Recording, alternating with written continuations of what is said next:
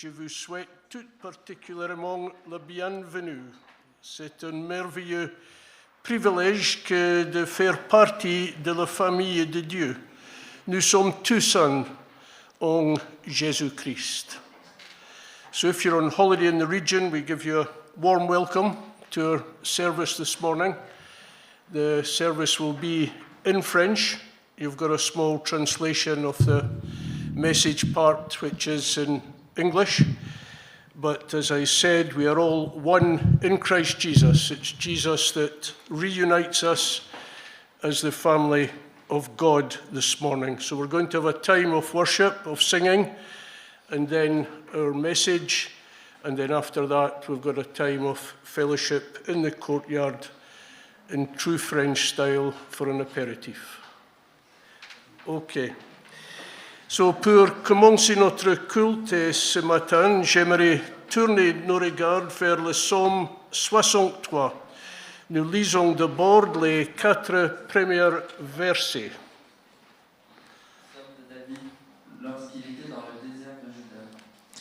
Ô Dieu, tu es mon Dieu, c'est toi que je recherche comme on attend l'aurore. Mon âme a soif de toi, mon être entier soupire et languit après toi comme une terre aride, épuisée et sans eau. Oh, je voudrais te voir, toi dans ton sanctuaire, afin que m'apparaisse ta puissance et ta gloire. Car ton amour fidèle vaut bien mieux que la vie. Aussi mes lèvres chantent sans cesse tes louanges. David a écrit ces mots alors qu'il était dans le désert, fatigué et assoiffé.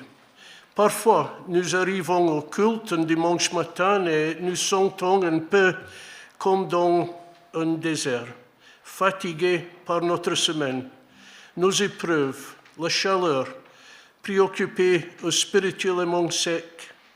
Ce psaume est une invitation à déplacer notre attention de nos déserts vers la source. Ce matin, la parole de Dieu nous fait redécouvrir ensemble que sa bonté vaut mieux que la vie. Et de fait de lui rendre la gloire nous fait repartir l'âme pleinement rassasiée. Louons ensemble car ta bonté.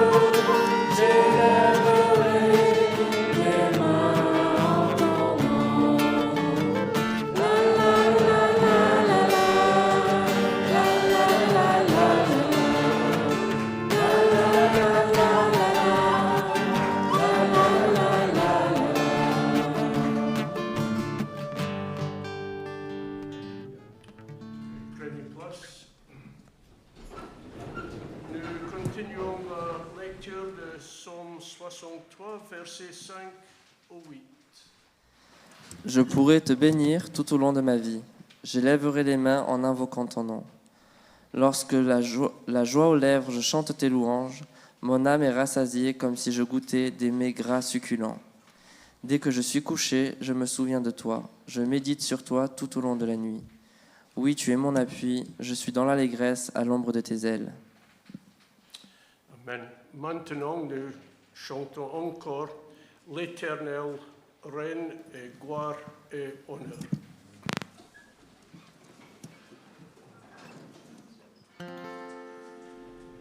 Thank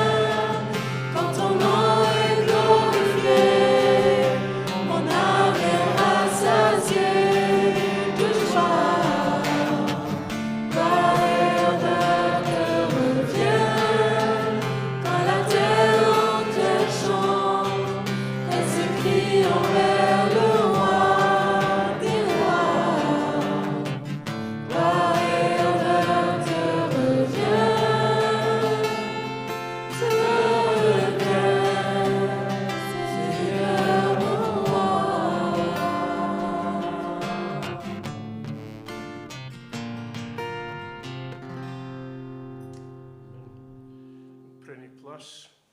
Maintenant, les enfants sortir pour le temps de culte avec Cécile, et les enfants de 5 ans et de plus. If your children want to go out to the Sunday school, they're welcome from 5 years upwards to have a time of cult at their level with Cécile. OK, bon.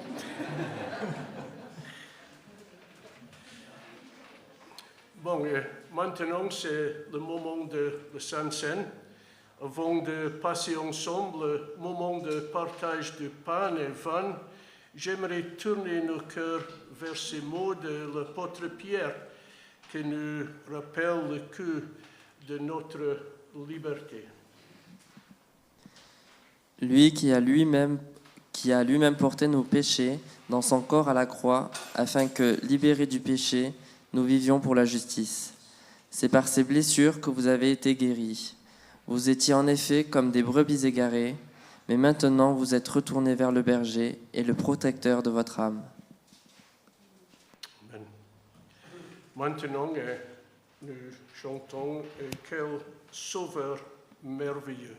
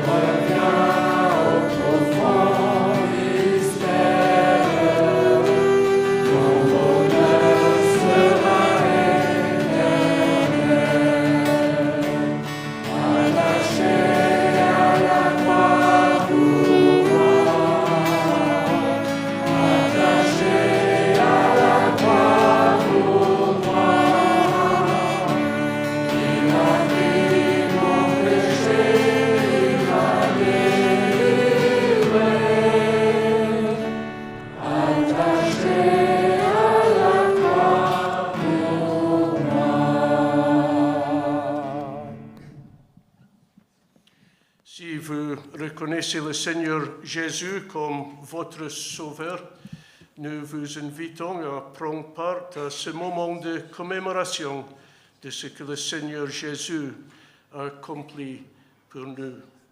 Le sacrifice de sa vie sur la croix, afin que nous soyons sauvés du châtiment de nos péchés.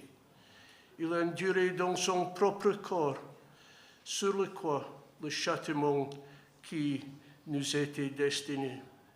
Par sa grâce et sa miséricorde, il a pris notre place afin que nous soyons libérés. If you know the Lord Jesus as your Saviour, we invite you to share this moment of the Holy Supper with us this morning, as once again we remember what the Lord Jesus did for us, saving us from our sins at Calvary, where he took the punishment that was due to us for our sins, and in his grace and his mercy, he took our place on the cross.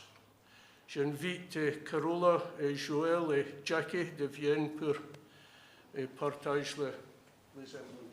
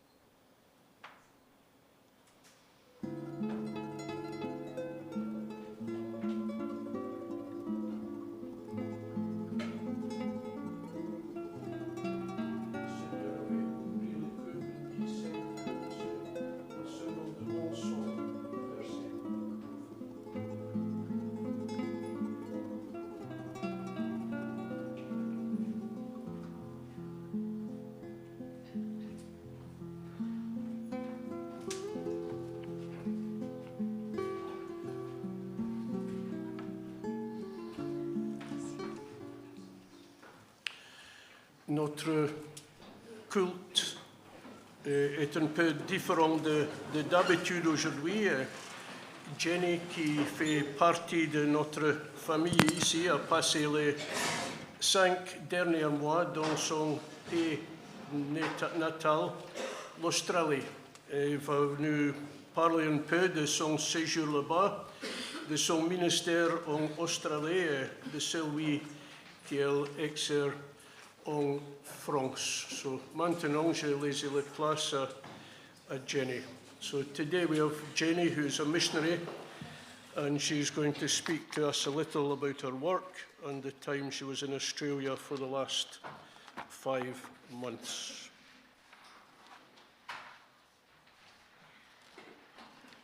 Oops, that won't work. G'day. How are you?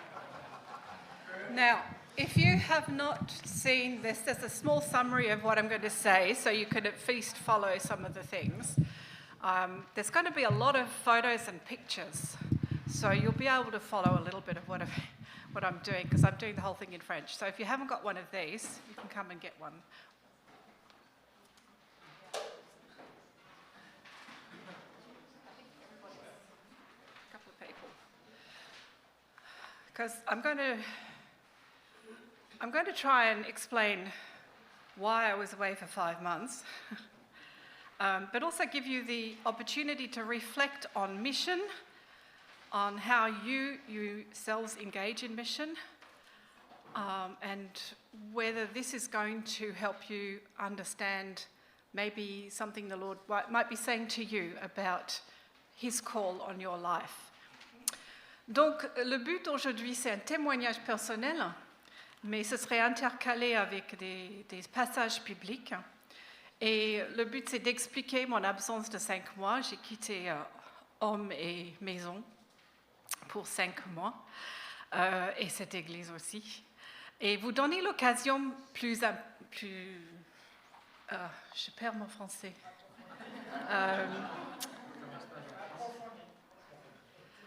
Ce qui est plus important, c'est que je vous donne l'occasion, à travers mon témoignage, de réfléchir sur la mission, notre mission, et comment vous vous y engagez vous-même par rapport à notre appel, l'appel de Dieu sur notre vie. Looking back, looking forward.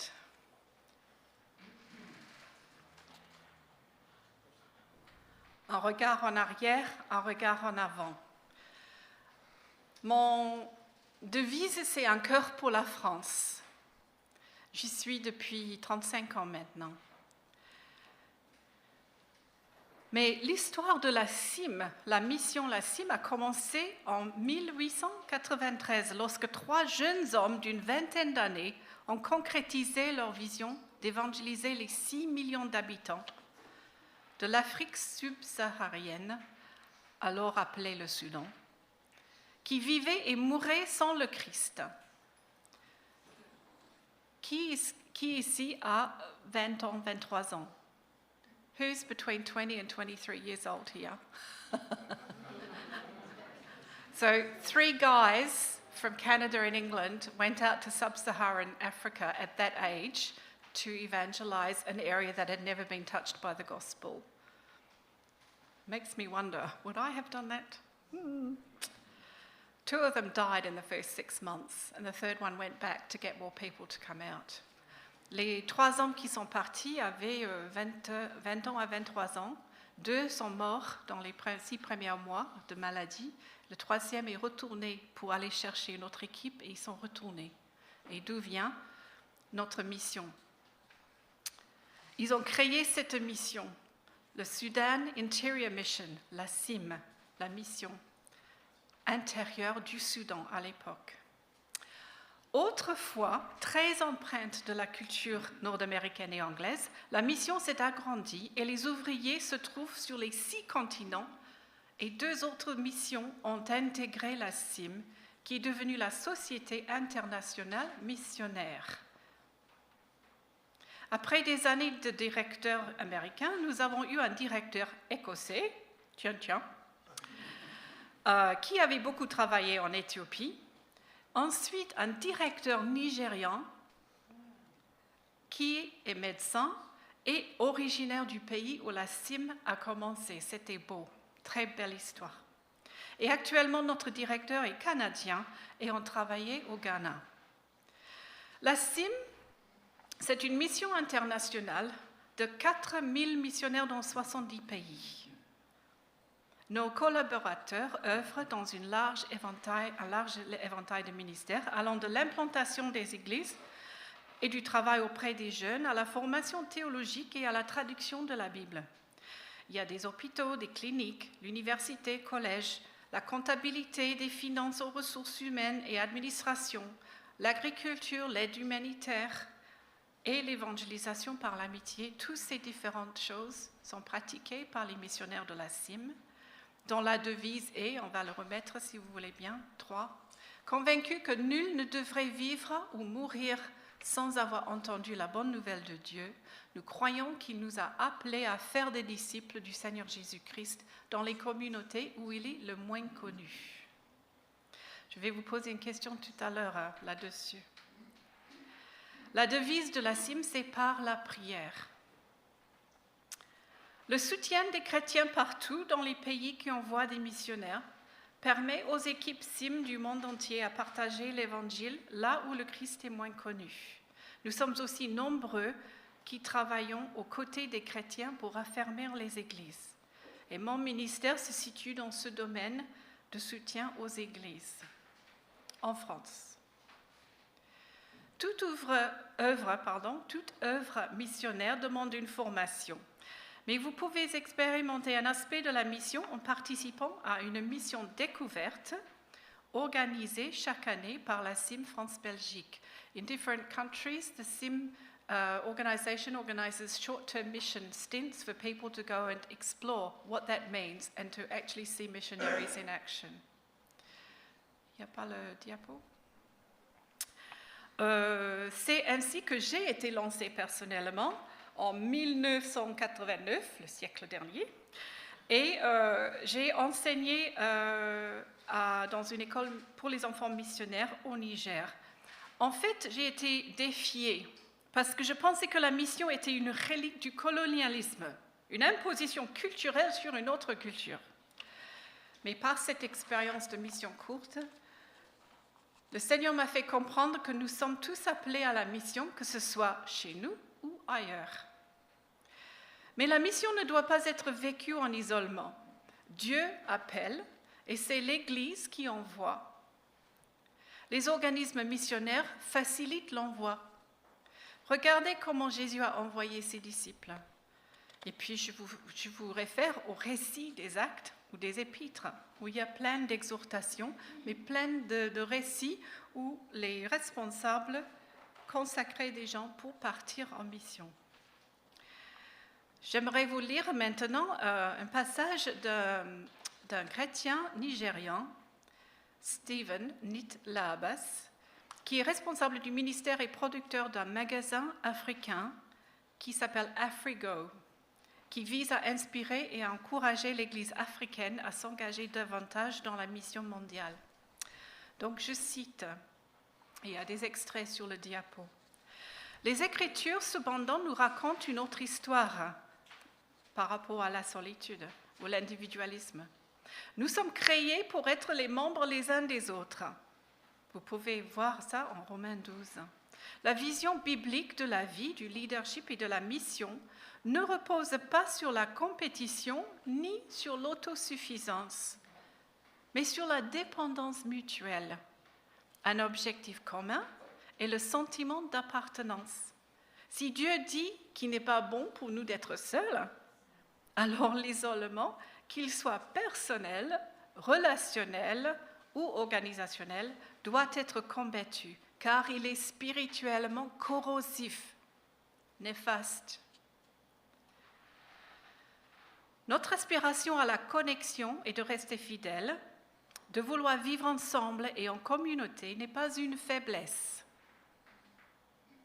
C'est l'adhésion au dessein de Dieu.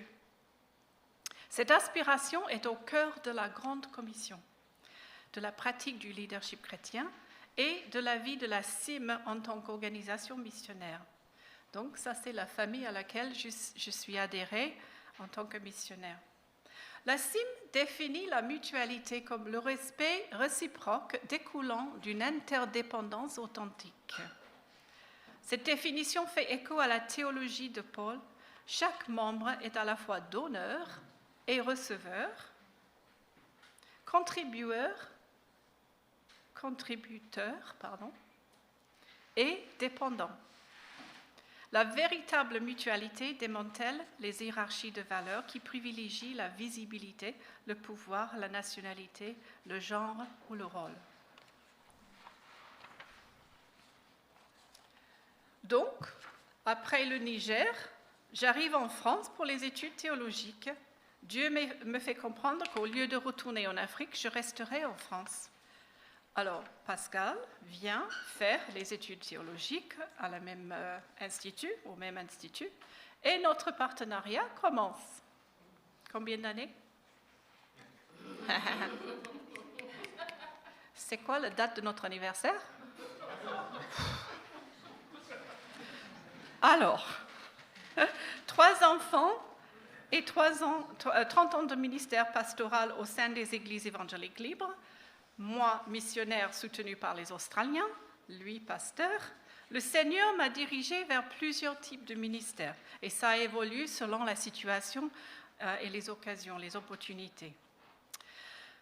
Maintenant que vous avez entendu un peu le contexte de la mission, et de ma mission en particulier, je propose de vous donner un aperçu de ces 5 mois en Australie.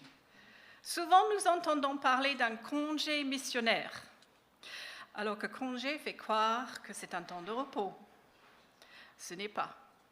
Cependant, la mission nous demande de prendre du temps pour se ressourcer. Notre mission, l'organisation, nous demande de prendre du temps pour se ressourcer physiquement et spirituellement. Et voici quelques statistiques. Si vous voyez bien, 4100 kilomètres parcourus, nearly 30,000 kilometers with the flights.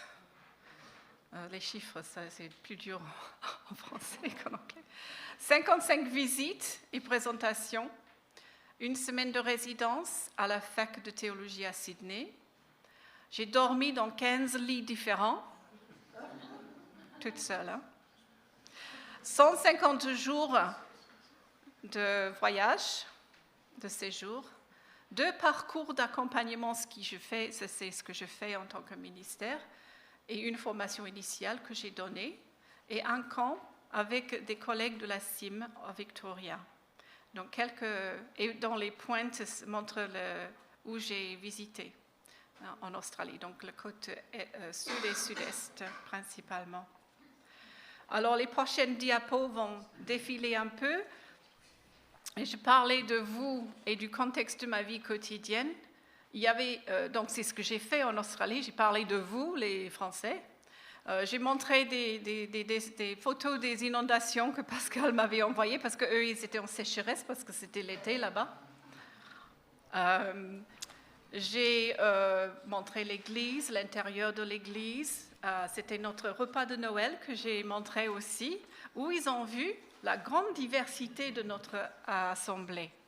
Donc, il y a 17 différentes nationalités, c'est ça, qui sont représentées ici. We have 17 different nationalities represented in our community, in our church.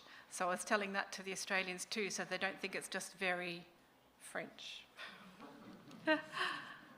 Et j'ai présenté ma famille. Tadam! Puis, j'ai expliqué le ministère de Face au traumatisme, dont je suis la coordinatrice, la chef de projet pour l'Alliance biblique française. La mission CIM a aussi un département Face au traumatisme, Trauma Healing, qui coordonne les formations pour animer les parcours, accompagner les personnes traumatisées à la lumière de la Bible. In English, we talk about healing the wounds of trauma. That's the course that we offer people. And the department in SIM is called Trauma Healing, and it's known throughout the world. L'image suivante montre où le parcours est mis en pratique par les missionnaires de la CIM. Donc ça vous donne aussi l'idée de où se trouve la CIM dans le monde. Je vais faire référence à plusieurs reprises au psaume 40. So if you're interested in following, I'm taking several texts from Psalm 40, if you want to find that and follow some of it. It's not actually in order, so good luck finding the different verses. Le psaume 40, en fait, j'ai trouvé exprimer beaucoup de choses que je voulais transmettre à mes auditeurs et finalement que j'ai envie de vous transmettre à vous. Première section. Dans la grande assemblée, j'annonce la bonne nouvelle de ta justice. Je ne la tairai pas. Éternel, tu le sais. Non, je ne me retiens pas d'exprimer que tu es juste. Je proclame bien haut combien tu es fidèle et que tu m'as sauvé. Non, je ne cache pas ton amour, ta fidélité dans la grande assemblée. Ce parcours que Dieu a inspiré dans les années 90 est une véritable bonne nouvelle pour tous. Dieu est juste. Dieu est fidèle. Dieu sauve. Dieu aime d'un amour infini. Et c'est ça qui nous inspire, c'est ça qui nous guérit, qui nous restaure, qui nous motive. Cette petite vidéo va vous expliquer ce que nous voulons dire par trauma. À quoi pensez-vous en entendant le mot traumatisme ? peut-être à des événements terribles, des violences, des abus, des catastrophes. On utilise le mot trauma pour parler de la cause. Mais le mot traumatisme, lui, définit les conséquences d'un trauma. Le traumatisme est une blessure du cœur et de l'esprit qui cause une profonde souffrance et qui peut nous submerger et nous déconnecter de nous-mêmes. Cela va prendre du temps pour en guérir. Le traumatisme atteint toutes les dimensions de notre être, notre corps, nos pensées, nos émotions, notre foi, ainsi que nos relations. Car souvent, les traumatismes créent des ondes de choc à travers les familles et des communautés entières. Et parce que la souffrance fait partie de l'expérience humaine, nous pouvons tous être concernés. Mais Dieu est près de tous ceux qui souffrent. Il est sensible à notre détresse et désire nous ouvrir un chemin de guérison. Nous avons donc cette espérance que là où il y a traumatisme, la guérison est toujours possible.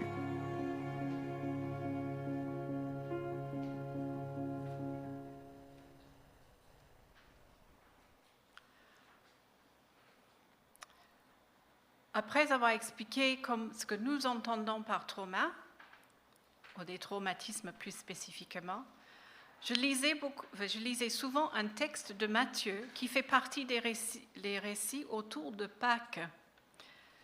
Et je leur demande de repérer les points qui les interpellent dans ce texte. En écoutant la lecture de ce texte, qu'est-ce que vous remarquez en particulier? Qu'est-ce qui vous interpelle? Et je vous invite peut-être à le dire après la lecture. So I'm reading a text from Matthew 26, verses 36 to 39. And I did that in Australia and asked people, what do you notice? What stands out to you in this particular passage? It's a passage from the stories around Easter. What stood out for you in this passage? So if you can find it in English, then you might be able to tell us after this reading what you thought, what stood out to you. Jésus arrive avec ses disciples à un endroit appelé Gethsémani. Il leur dit, « Asseyez-vous ici pendant que je vais prier là-bas. » Il emmène avec lui Pierre et les deux fils de Zébédée. Il commence à être triste et très effrayé. Alors il leur dit, « Mon cœur est triste jusqu'à mourir. Restez ici, restez éveillés avec moi. » Il va un peu plus loin, il se jette par terre, le front contre le sol, et il prie en disant, « Mon Père, si c'est possible, éloigne de moi cette coupe de souffrance. Pourtant, ne fais pas comme je veux, mais comme tu veux. » Alors, est-ce que quelques-uns voudraient dire ce qui les a marqués particulièrement dans ce passage? Would anybody like to say if anything stood out for you in particular?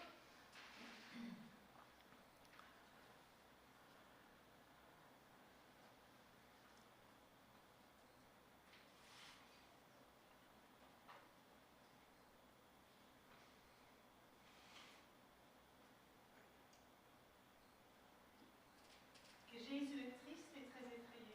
Oui. Lui-même aux autres, triste jusqu'à mourir. Jusqu'à mourir, c'est très frappant, c'est une phrase très forte, oui, une description très forte. Et il montre tant d'émotions lorsqu'il était de toute façon au courant de ce qui allait se passer. N'empêche qu'il avait ses émotions. Restez ici, restez éveillés avec moi. Et pourquoi est-ce que ça t'a... Des fois, il y a peut-être, on peut avoir tendance, quelquefois, à s'isoler. Oui, Et là, lui-même demande. d'être accompagné. Yeah. Donc ça, c'est ce qui m'a frappé quand je l'avais lu moi-même. C'était le fait que Jésus lui-même a demandé à ce qu'on reste avec lui. Il avait besoin d'être accompagné.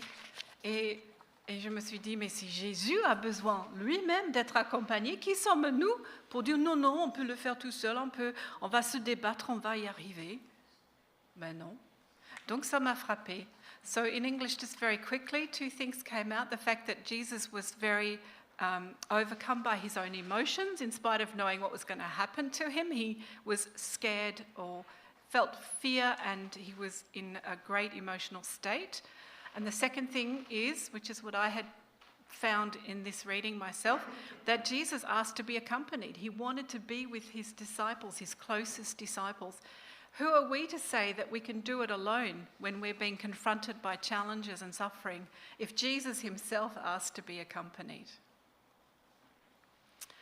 Donc le deuxième vidéo montre juste comment notre parcours fonctionne et comment ça peut aider les gens qui ont vécu des choses difficiles.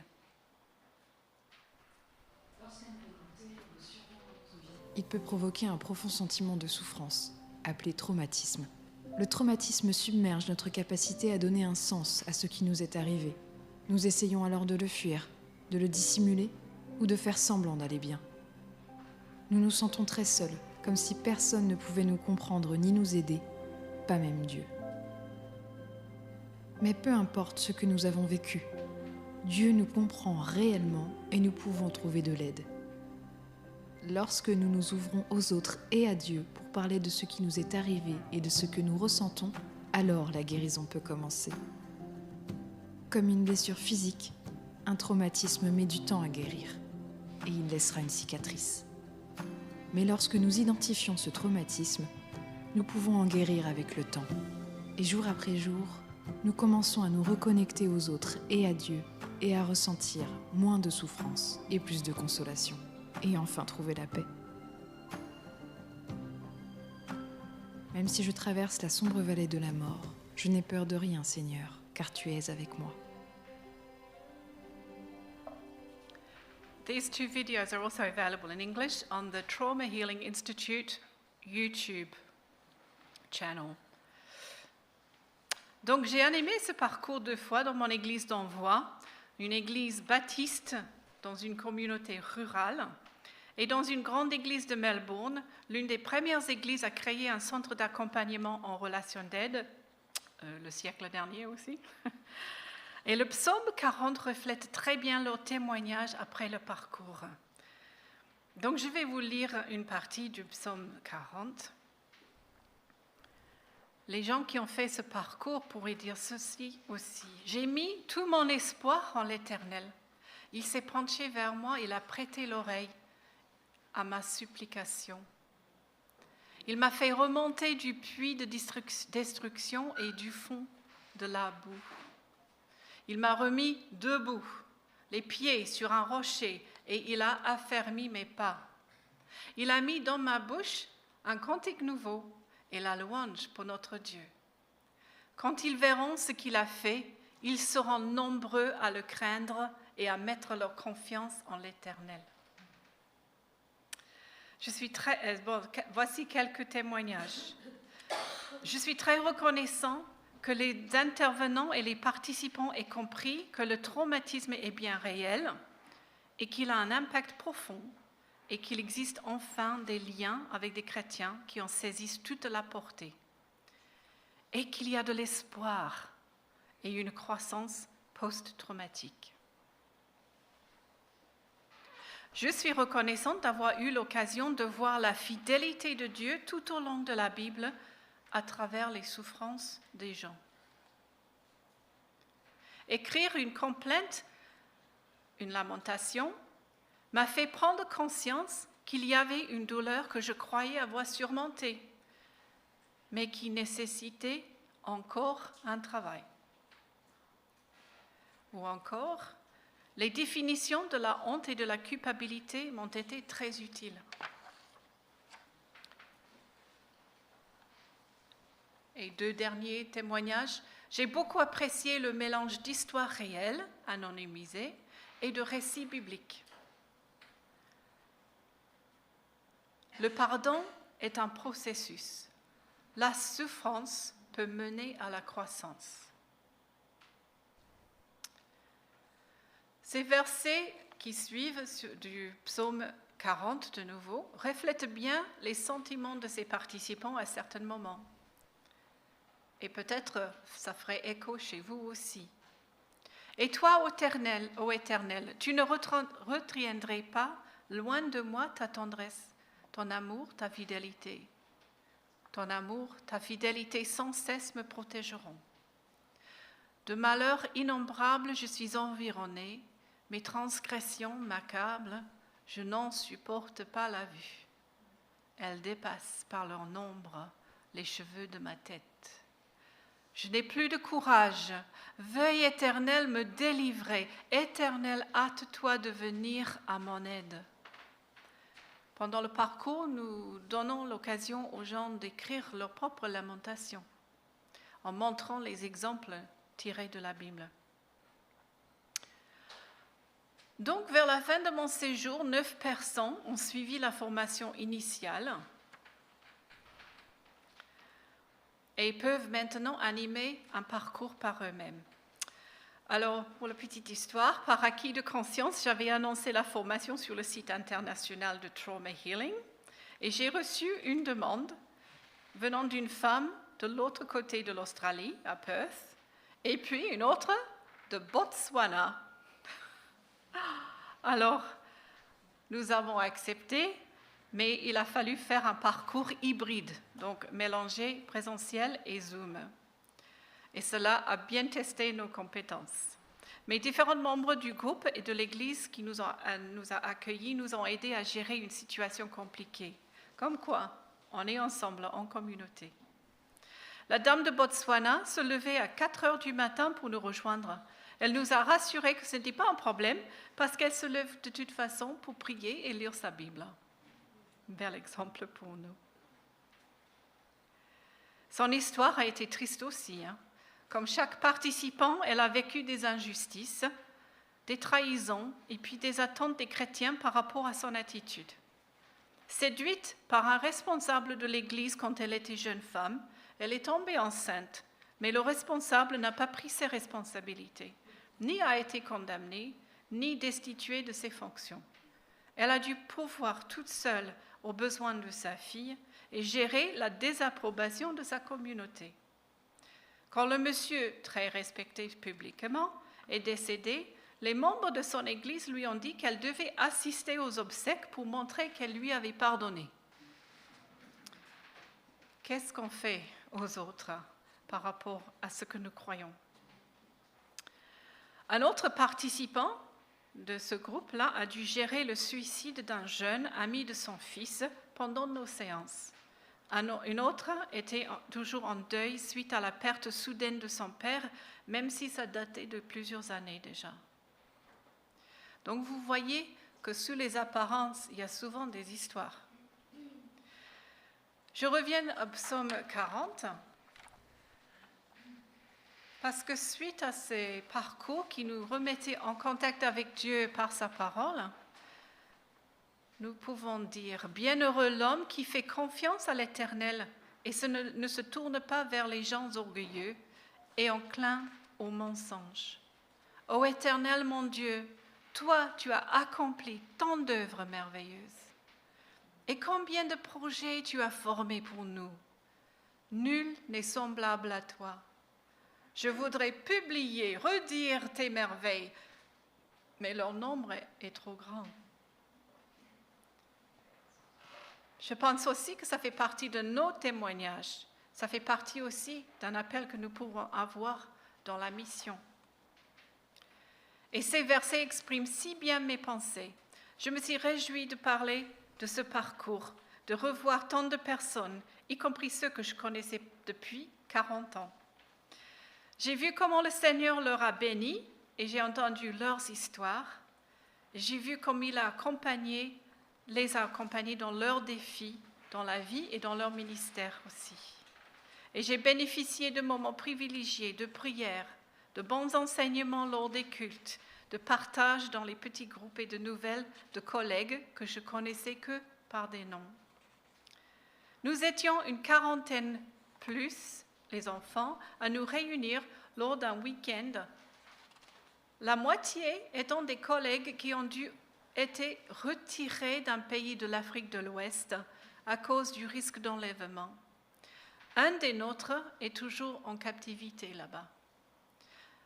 Une autre a été gardée en prison pendant quelque temps, mais elle est maintenant saine et sauve ici en France. Il y a quelques-uns de ses collègues ont mesuré le prix d'accepter l'appel de Dieu sur leur vie. Loin d'être découragés, ils témoignaient de leur désir de se réorienter dans un autre pays, peut-être même ici en France, parce qu'ils ont déjà dû apprendre le français pour travailler en Afrique de l'Ouest. Donc, voici ma question pour vous, enfin les Français en tout cas. À votre avis, la France a-t-elle besoin encore de missionnaires venant d'autres pays ? Oui. Ce serait intéressant. Comment pourrait-il servir le royaume de Dieu en France si vous pensez que oui, on en a besoin? Donc, ce n'est pas pour répondre tout de suite. Peut-être pendant l'apéro, on peut partager sur cette question. Mais de toute façon, moi, je reste. Je suis française maintenant aussi. Nous n'aurons pas, et puis voilà, on ne va pas repartir vers l'Australie. À moins que le Seigneur nous indique autrement. Jamais dit jamais. Pour mes collègues missionnaires, ces versets du psaume 40 font partie de leur témoignage aussi. Tu n'as voulu ni offrande ni sacrifice, tu m'as ouvert l'oreille, car tu n'as demandé ni holocauste ni sacrifice pour le péché. J'arrête là juste pour dire, être missionnaire, ce n'est pas une forme de sacrifice qui n'est pas empreinte d'humilité. On est missionnaire parce qu'on a été appelé. Et il y a des sacrifices, mais si vous êtes chrétien, dans votre propre contexte, vous aurez aussi des sacrifices et des choix à faire. Donc ça ne fait pas de nous des gens différents. Alors j'ai dit, voici je viens, dans le rouleau du livre, il est question de moi. Je prends plaisir à faire ta volonté, mon Dieu, et ta loi est gravée tout au fond de mon cœur. Et puis, un autre passage qui dit, mais que tous ceux qui se tournent vers toi soient débordants de joie. Oui, qu'en toi, ils se réjouissent. Parce qu'on est motivé par cette joie de connaître le Seigneur. On a envie. On a vraiment envie. Et que tous ceux qui aiment ton salut redisent constamment que l'Éternel est grand. Moi, je suis pauvre et malheureux. Je suis pauvre et malheureuse. Mais le Seigneur prend soin de moi. Toi qui es mon secours et mon libérateur, mon Dieu, ne tarde pas. Ne me prenez pas, le Seigneur ne m'a pas récompensé en Australie parce que je suis une bonne œuvrière pour lui. Je ne mérite rien. Cependant, il m'a béni énormément en me donnant ce dont j'avais besoin pour ce temps. Et il a pris soin de Pascal en mon absence. Et je partage quelques photos des endroits que j'ai visités pour vous donner envie. Donc, il y a une petite suite, des plages énormes, super, je marchais. Les arbres, je suis amoureuse des eucalyptus en fait. Et puis, à l'époque où j'y suis arrivée en février, c'était l'été là-bas, je sentais toutes les odeurs de l'eucalyptus, c'est purifiant, c'est super. Les vues, les forêts. J'ai écouté le chant des oiseaux, ça je ne peux pas partager avec vous, mais bon. Et j'ai vu les kangourous. Il y a une photo quelque part dans le jardin de mon oncle et chez mes cousins qui habitent à la ferme.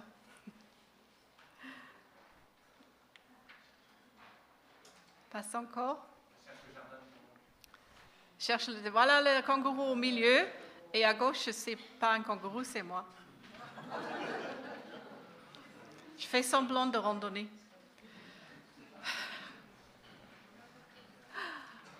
Et les fleurs et la faune, c'était génial.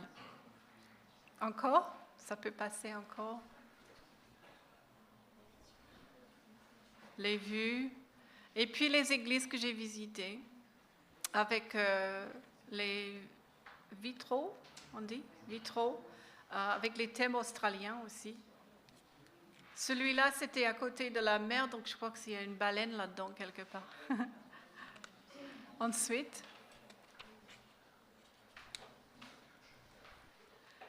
voilà, dans chaque village, il y a des mémoriaux à ceux qui ont combattu dans la Première et la Deuxième Guerre mondiale et ensuite dans les autres, en Indochine et puis ailleurs. Donc à gauche, il y a beaucoup d'endroits comme ça où c'est vraiment un mémoire précieux que les Australiens tiennent vraiment à fêter, à célébrer. Et ça me fait penser aussi qu'en 1914, les Australiens sont venus en France pour combattre dans les tranchées. Donc ils étaient là et en quelque sorte, je me vois un petit peu continuer la tradition. Je viens auprès de vous pour combattre pour le Seigneur. So in Australia, there's a lot of people that every town and village has its memorials to the war efforts and the people who sacrificed their lives. And in 1914, the Australians came over here to fight in the trenches in France, and they were helping the French to win that First World War. The Second World War, they were more in the Pacific. But I kind of feel that I'm continuing that tradition of coming to fight alongside the French, but in a different context. And then there's some of these French names that appear, like les Pyrénées, c'était la région. Et puis de l'art faire avec des, comment on appelle ça, les choses qu'on jette, mais ils ont fait un koala. C'est un koala. Là. Mais c'est fait avec des choses qui restent des fermes, des trucs métalliques. Quincaillerie, c'est ça le mot que je cherchais. Voilà. Alors, j'ai pu voir ma famille aussi. Voilà, ma famille, ma mère, mes 2 frères, ma sœur. Et ça régulièrement, et ça m'a été précieux. Et je sais aussi que mes siblings, frères et sœurs, prennent bien soin de maman. Donc, c'est moins difficile d'être si loin. Et nous avons fêté les 90 ans de maman. Voilà. My mum turned 90, so we had a party for her. Et puis la présence de ma fille qui était venue pour une petite visite. Don't tell her I showed this photo. Ma fille ne voudrait pas que vous veuillez voir cette photo. Alors, tout à la fin de ce séjour, mon église d'envoi a organisé le culte d'envoi avec l'aide du directeur de la CIM Victoria. Et puis, j'ai dû définir mes objectifs pour les 2 ans à venir. Donc, je suis réenvoyée pour 2 ans. Voici encore une image que Dieu m'a donnée ensuite, dans ce moment de prière. Mais cette image revient souvent dans ma vie. C'est un chemin qui mène. Et on voit jusqu'à un certain point. On ne voit pas plus loin. Dieu me montre cette image pour dire, Jenny, tu es sur un chemin de vie et tu me suis, mais tu ne peux pas voir la fin de ce chemin ni trop loin. Je te demande d'avancer avec ce que tu sais déjà. Et la suite se révélera au fur et à mesure que tu avances par la foi, parce que je guide tes pas. Tu pourrais arriver à des branchements. I'm talking about the way God uses this image in my life to show me that I just have to take one foot in front of another. I don't know where it's leading. I won't see until I actually get there where the next stage is. And this is very significant for me. Donc, il me dit aussi, tu pourrais arriver à des branchements et tu aurais le choix entre droite ou gauche. Mais il n'y a pas un seul bon choix forcément. Quoi que tu choisisses, je serai avec toi. Donc, dans les 2 ans qui suivent, je travaillerai avec mon équipe de face au traumatisme pour structurer notre organisation afin de mieux soutenir l'expansion du travail sur le terrain. Nous cherchons mon remplaçant, d'autres équipiers et les financements. Et je continuerai à donner des formations et à suivre ceux que j'ai formés. Je parlerai de cet outil à toutes les familles et organisations chrétiennes et auprès des étudiants en théologie et ceux qui se préparent pour la mission parce que c'est un outil qui leur serait utile. Ce parcours n'est pas une thérapie, mais un accompagnement en groupe.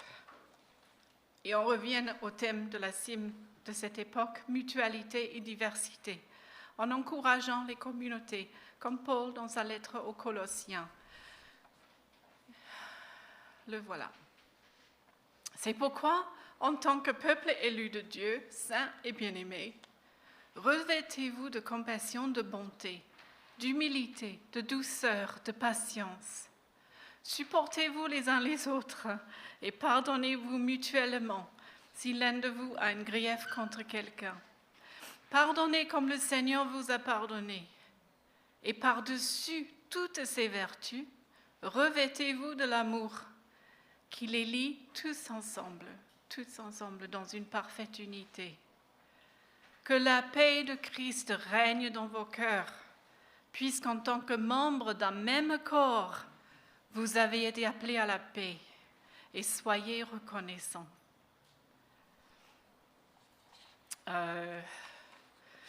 Gérard Casalis avait dit quelque chose dans un culte il y a longtemps, mais je ne vais pas le lire, je vais le laisser.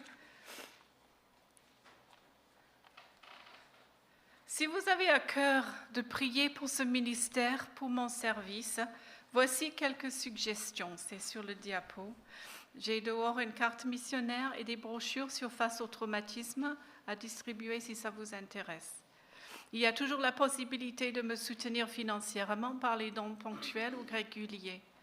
Donc, il y a des sujets de prière. There's a few prayer subjects up there. But if you want to know more, come and see me afterwards. There are some brochures outside too, if you're interested. Je fais partie d'un réseau européen et je vais à Paris tous les 2 mois pour travailler dans les bureaux de l'Alliance biblique française. Mes déplacements m'amènent partout en France et bien sûr, il y a un coût pour ça. Voici l'équipe européenne que nous allons créer. Nous allons faire une rencontre l'année prochaine. Et puis, quelques-uns de mes participants ont fait cette prochaine jolie photo du cœur et la croix.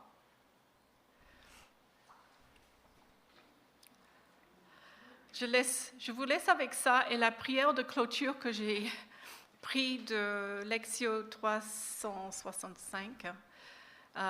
Mais d'abord, avant de prier, je voulais juste vous demander encore où est-ce que vous vous positionnez par rapport à la mission. Comment est-ce que vous pouvez être appelé en mission? Est-ce que c'est chez vous? Est-ce que c'est dans votre quartier? Est-ce que c'est d'aller ailleurs? Est-ce que c'est d'aller à l'étranger? Le Seigneur a besoin de ses ouvriers et on est appelé à différents endroits et à différents moments de faire différentes choses. Il y a une grande liberté, mais c'est lui qui guide. Vous pouvez être là aussi pour soutenir ceux qui sont envoyés. Vous pouvez discerner chez les autres le don nécessaire pour aller en mission. Il y a beaucoup de possibilités. Alors, je vous invite à réfléchir cette semaine là-dessus, même si vous êtes en vacances. C'est souvent un moment où le Seigneur peut nous parler aussi. So I'm just leaving you with this little thought before I pray. Where do you position yourself in regards to mission today? There are so many possibilities, there are still many needs. You may be called to go, you may be called to stay, but to be missional in your approach to the people around you. Or you may be called to support somebody who needs to go out, who's been called to go out. So I just leave this with you. Even if you're on holidays, you could even think about this together, or with the Lord anyway. So thank you for listening and sharing this time with me. Je vais prier. Père, aide-moi à vivre pleinement cette journée en te restant fidèle en toutes choses. Jésus, aide-moi à me donner aux autres en étant bienveillant envers tous ceux que je rencontre. Esprit, aide-moi à aimer ceux qui sont perdus, ainsi que ceux qui ont le cœur brisé, ceux qui sont blessés et ceux qui sont fragiles, en proclamant le Christ dans tout ce que je fais et dis. Amen. Et je vous invite à vous lever pour chanter Esprit de lumière, Esprit créateur, aussi dans un aspect de prière.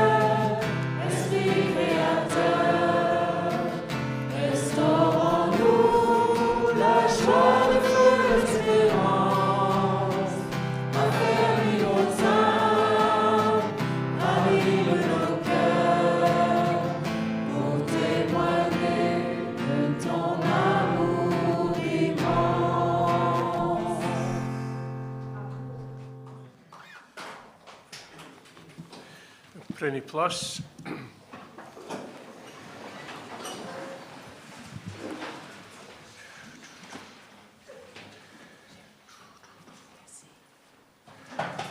Bon, c'est le moment de nos offrandes parce que toutes nous avons viennent de Dieu.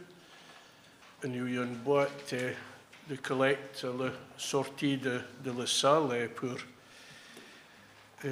assurer le roulement de l'Église ici. Et aussi, comme Jenny a parlé aujourd'hui, pour la mission, il y a toujours besoin de soutenir la mission pour de l'argent et pour nos prières, bien sûr, mais aussi dans les choses pratiques.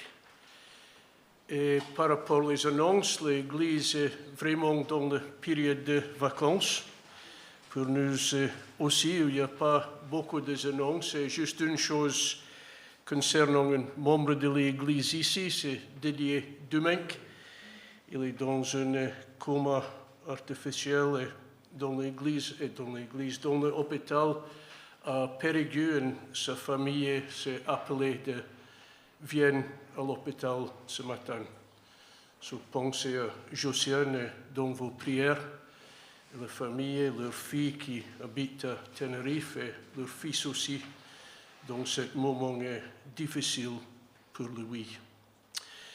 Et après le culte aujourd'hui, dans la vraie tradition française, nous avons un apéro dans le cœur de l'Église, ici. So, ça c'est, vous tous sont bienvenus de joindre nous pour un petit moment de communion fraternelle autour de la table. Ça c'est le vrai style français. So, si vous êtes en vacances, vous êtes bienvenus de joindre nous dans le cœur. After the cult, after the service, we have a time of fellowship together around some food in the courtyard, and you're all welcome. Perhaps for the Dutch, I don't know if Matthew and Nancy have brought some chocolate sprinkles with them. That's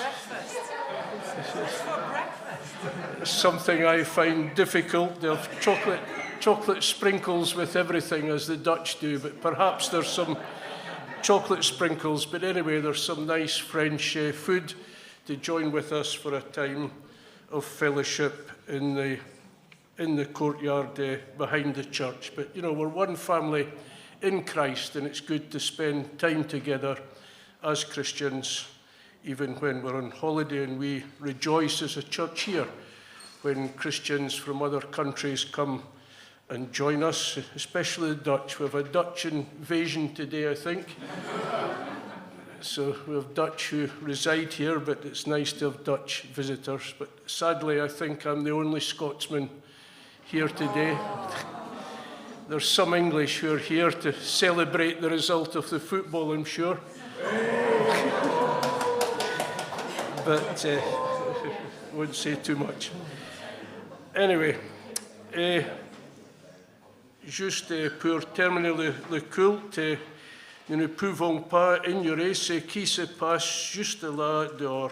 En ce moment même, les athlètes de triathlon de Bergerac nagent, pédalent et courent dans nos rues. Je pense qu'ils pas nagent dans nos rues, mais dans le rivière, dans le Dordogne. Ils donnent tout ce qu'ils ont, le corps fatigué, mais l'esprit tendu vers la ligne d'arrivée. La parole de Dieu nous rappelle que notre vie de foi est elle aussi une course. L'auteur de l'Épître aux Hébreux nous dit dans la version Parole vivante, il dit Débarrassons-nous de tout ce qui alourdit notre marche, en particulier du péché qui nous cerne de tous côtés et enlace si facilement. Et courons avec persévérance vers le but proposé dans la piste tracée devant nous. Gardons les yeux fixés sur Jésus dans cette course de la foi. Il est notre chef de file et nous mènera au but. Rappelons-nous donc sur la piste de notre vie quotidienne, nous allons peut-être connaître des moments de fatigue, de doute ou de découragement. Le parcours sera parfois difficile, mais nous allons le chanter maintenant. Jésus a dit, tout accompli pour nous, et jour après jour, ses forces me font vivre. C'est lui, notre chef de file, qui nous fortifie à chaque instant.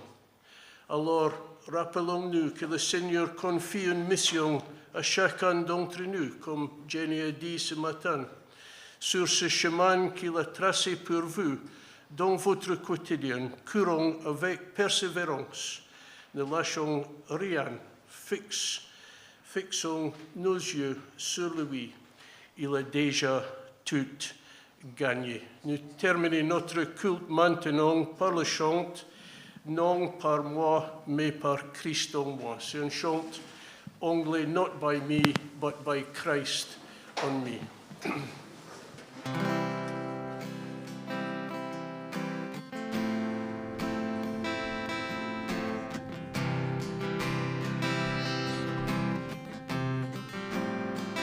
Merveilleux don de Jésus mon Rédempteur, en lui le ciel donne le meilleur. J'ai tout en lui, ma joie, ma paix profonde, l'amour parfait, justice et liberté. Oui, je le vois.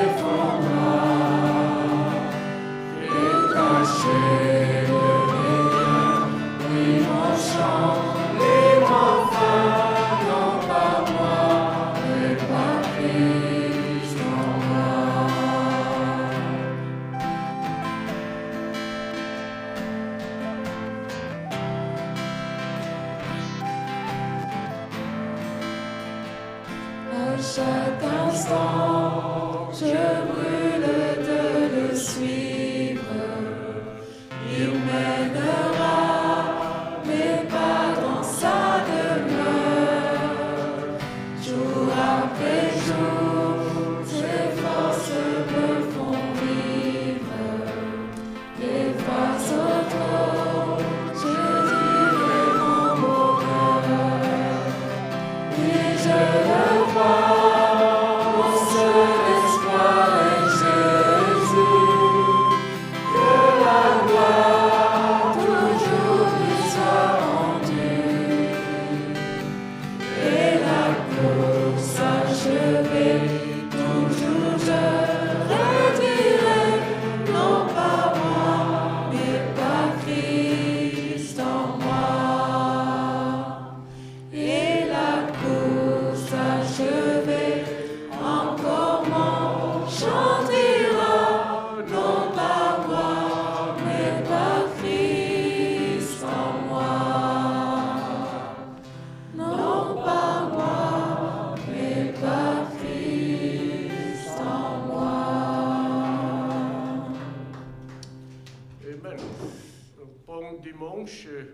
apéro dans le tour derrière.